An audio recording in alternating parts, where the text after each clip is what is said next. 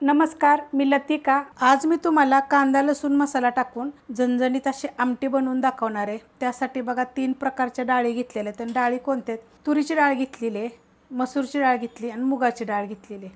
तर तुम्हाला माप सांगते, जर तुम्हाला तुरीची डाळ घ्यायची असली की नाही 4 चमचे जर घेतली की नाही तर मसूरची डाळ 2 चमचे घ्यायची आणि मुगाची डाळ 1 चमचा। तर मग वाटीचं प्रमाण घेतलं की नाही तर 1 वाटी, अर्धी वाटी आणि चौथा भाग असं घ्यायचं। जास्त कमी जर घेतलं की नाही तेवढी टेस्ट लागत नाही, पण अशा प्रकारे जर घेतलं ना तर मस्त चव लागते। वाडगं घेतलेलं आहे, त्याच्यामध्ये आपण ह्या डाळी टाकून घेऊया आणि ह्यांना काय करायचं, 2 पाण्यानं स्वच्छ धुवून घ्यायचं। आमटी आज आपण कुकरमध्ये बनवणार आहोत, त्यासाठी बघा कुकर गरम करत ठेवला, त्यामध्ये टाकून घेऊया तेल टाकायचे आपल्याला 1 पळी, तुमच्या आवडीनुसार थोडंसं कमी जास्त करू शकता आणि गरम होऊन देऊया। तेल गरम झालेलं आहे, त्यात टाकायची 1 चमचा मोहरी बघा एकदम बारीक अशी आहे। 1 चमचा टाकायचं जिरं, त्यात टाकायचं आपल्याला हिंग पावडर, त्यात टाकायचं कढीपत्ता, त्यात टाकायचं आपल्याला 1 मीडियम आकाराचा कांदा।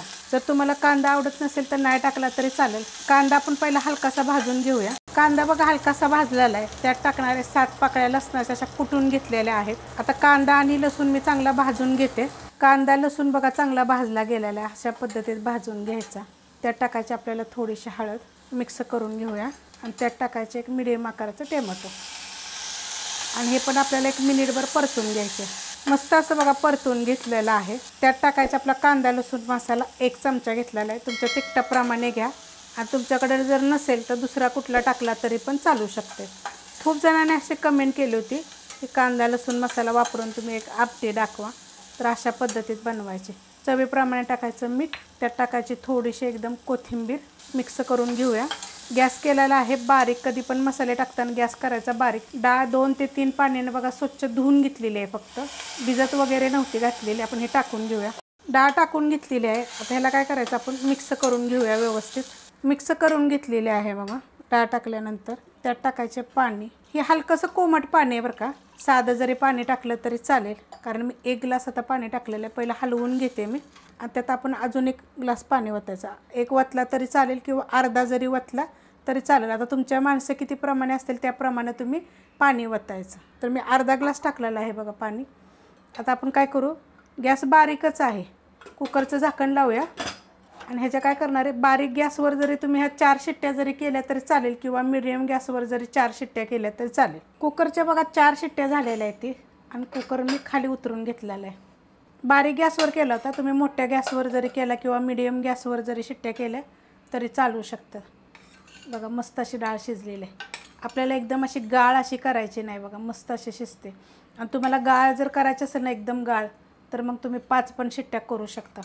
अशा पद्धतीने का मस्त अशी बघा झालेली आहे। कांदा लसूण वापरून मी डाळ तुम्हाला करून दाखवलेली आहे। रेसिपी जर आवडली तर लाईक करा, सबस्क्राईब करा, कमेंट करा आणि शेअर बी करा। आज मी तुम्हाला झटपट असं उडदाच्या डाळीचं पिठलं बनवून दाखवणार आहे। तर त्यासाठी बघा ही 1 तास मी उडदाची डाळ भिजत घातली होती, अशी चांगली भिजली पाहिजे बघा, असे लगेच तुकडे झाले पाहिजे। 2 तास जरी भिजत घातली तरी चालते, पण खायला 1 नंबर लागते। करून बघा, आणि अर्धे वाटीपेक्षा जास्त आहे बरं का।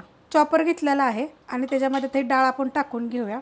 डाळ टाकून घेतलेली आहे आणि डाळ ना भिजत घालायच्या अगोदर 2 पाण्यानं स्वच्छ धुतली होती आणि भिजल्यानंतर पण मी एकदा स्वच्छ धुवून पाणी पूर्ण नितळून घेतलेलं आहे। आता हिला चॉपरला ना दरदरी करायची, आपल्याला आबडधोबड करायची आहे फक्त। डाळ बघा मी दरदरी केलेली आहे बघा, अशा पद्धतीत बारीक केली। जर तुमच्याकडे चॉपर नसेल तर मिक्सरला आबडधोबड करायची, बंद चालू करून। लोखंडाचा तवा बघा ठेवला आहे गरम करायला, आणि गरम झालेला आहे, त्यात तेल टाकून घ्यायचं। तेल टाकायचं आपल्याला अर्धी पळी, तुमच्या आवडीनुसार तुम्ही कमी जास्त करू शकता आणि गरम होऊन देऊया। तेल बघा गरम झालेलं आहे, त्यात टाकायचं 1 चमचा मोहरी चांगली भाजून घेऊया। मोहरी बघा तडतडली की 1 चमचा जिरं टाकायचं, त्यात टाकायचं 1 चिमूटभर हिंग पावडर, त्यात टाकायचं आपल्याला हा कढीपत्ता, हे तुकडे करून घेतलेत बघा, आणि 1 मीडियम आकाराचा कांदा बघा, जास्त बारीक पण नाही आणि जास्त मोठा पण नाही, अशा पद्धतीचा कांदा मी कापून घेतलेला। तर हे 1 मिनिटभर परतून घेऊया।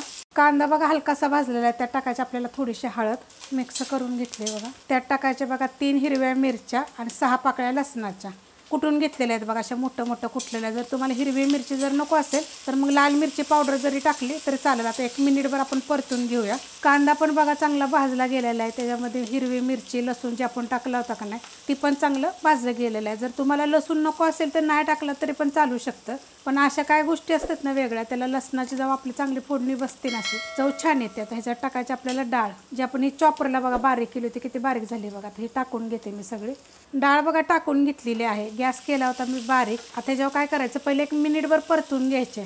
मिनिटभर परतून घेतलेला आहे बघा, बारीक गॅसवरच. गॅस काय वाढवलेला नव्हता. त्यात टाकायचे आपल्याला चवीनुसार मीठ आणि त्यात टाकायचे आपल्याला ही कोथिंबीर. आता हे सगळं आपण बारीक गॅसवरच एकदा परतून घेऊया.